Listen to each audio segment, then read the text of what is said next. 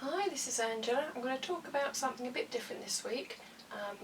Here in England we have a coronavirus outbreak, as there is in the rest of the world, and we're right in the beginning stages of our outbreak, and I'm going to talk about ways we can manage with the problems we're having here in the UK. One particular problem we have at the moment is a lot of people, for some random reason, have bought all the toilet rolls in the shop, and there's queues and queues of people wanting toilet paper.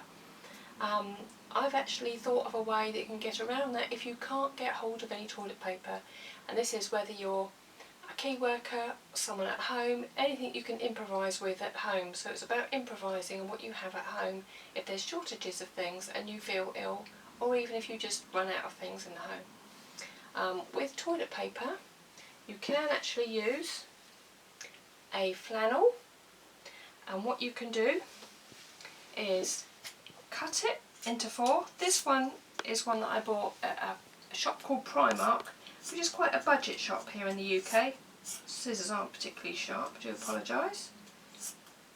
And once I've actually cut it, I'm going to cut this into four squares, and we can treat it, if you like, as a piece of toilet roll.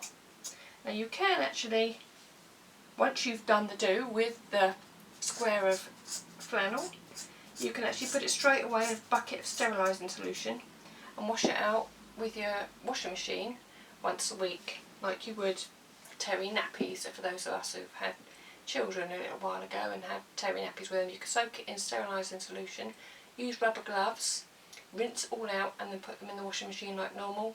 Wash them and dry them like normal. This is one of the squares. If you've got time and you don't have a lot of dependents, or you're not a key worker, you can actually hem it all the way around the outside so that it's nice and neat and tidy and doesn't fray. But if you haven't got time for that, it doesn't matter. It's a good improvisation. Just use an old flannel cut into four, or if you've got a towel, you can cut the oldest towel that you've got into pieces about this size to do the job. So that's one thing you can do to manage without toilet roll. One of the other things you can do is, there's a shortage at the moment of hand gel and soap. This actually is a soap dispenser, and I've had this probably about for 3 years now, because what I've done, once the original soap ran out, I filled it with some shampoo that was cheap on offer, and I didn't like it. It made my hair all dry and sticky. So I've put the shampoo in here. I've recycled the bottle. Luckily this bottle can be recycled. It has a screw top mechanism. Filled it with the shampoo that I didn't like, and it's a very good compromise if you can't get soap in the shop. Wash your hands thoroughly like you would normally, as we've been instructed, but this is pretty good stuff. Also, I've actually in the past used washing up liquid for lots of different things. I've used it to bath children, wash my hair, clean clothes, just do just about anything with washing up liquid. If it is for children, don't forget to dilute it a lot, because it's quite strong depending on the brand you use. This is quite a cheap brand that I got from Lidl's. I think it was 59p, 69p, something like that. But that's a very good improvise as well as you know, for washing hands when they get oily and greasy. If anybody's got a push bike and ends up with their chain coming off, it's a really good hand cleanser and body cleanser as well. One of the last things I want to talk about is paracetamol. Now you must be very careful with paracetamol. It will bring the temperature down if you get poorly, but there's paracetamol in a lot of different things. Lemsip has paracetamol in it. This has paracetamol in it, and so does cocodamol. It's very important that you don't take too much paracetamol. Read the instructions on your paracetamol packet. I think you're not supposed to take more than 2 500mg tablets every 4 hours, no more than 12 a day. I believe it could be 16. I'll just check the box, hold on a second. Also, it's got the warning on the box, do not take anything else containing paracetamol while taking this medicine. This is 2 capsules every 4 to 6 hours. So that's 2, 4, 6. Do not take more than 4 doses in any 24-hour period. Okay, So no more than 2 500mg tablets 4 times a day.